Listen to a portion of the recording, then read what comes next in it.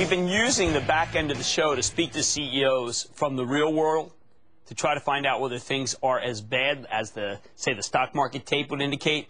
One of the great places for wealthy people, but I try to be for everybody, they've made things a little more popular, to vacation is Vail Resorts. It's one of the largest ski resort operators in North America. It's got marquee resorts, 17 hotels.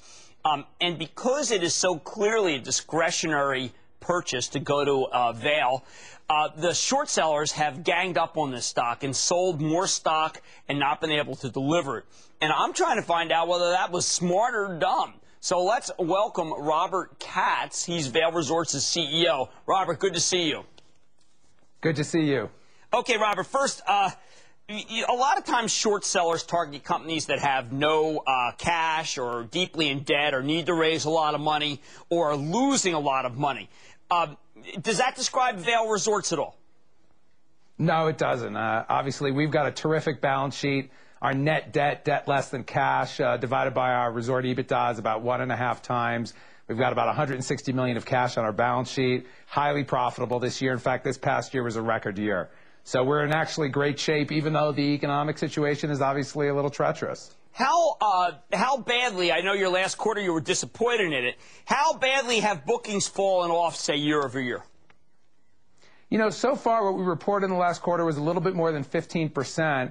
But what we don't know is whether people are actually not going to book or whether they're going to be booking closer in to the time that they take their vacation.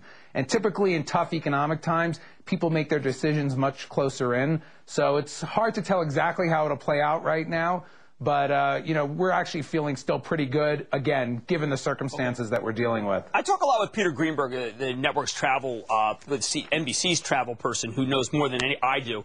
And he's saying, be careful, Jim. A lot of places are going to have a dramatic decline in flights going to them starting next year. Are airlines still flying to your destinations as much as they used to? It's a great question. We actually have 3 airports that are critical for us. One is Denver International Airport. There we have seen a reduction from United and from Frontier, but we're really benefiting from Southwest Airlines, which is going to have about 140 flights per day into DIA by the time the ski season starts. The other airport is the Vail Eagle Airport, and that's actually not seen a contraction at all because the routes are highly profitable for the carriers, and it's really only a seasonal airport. Last airport is the Reno Airport, which serves our Heavenly Resort, and that airport also has seen a lot of momentum from Southwest Airlines coming in there as well. So right now, again, it's not a great environment, but for us, we're actually doing better than almost anywhere else in the country. Given the fact that while everyone says that the dollar is getting stronger, we know year over year and multiple year over multiple year the dollar is quite weak. Are you seeing people taking advantage from international and coming into your resorts that you normally would not have? Absolutely. Last year, we saw our international visitation up close to 25%, revenue even higher because they stay longer and they spend more money while they're here. This year, we're seeing real growth from Australia, from Germany, from Canada.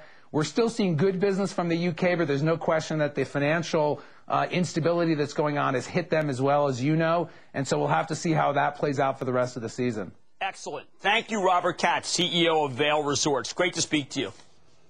Thank you. All right, well, look, you know, put it on the list, goes down a lot. Remember, it's got cash. Maybe you feel like that this is, there's going to be a turn.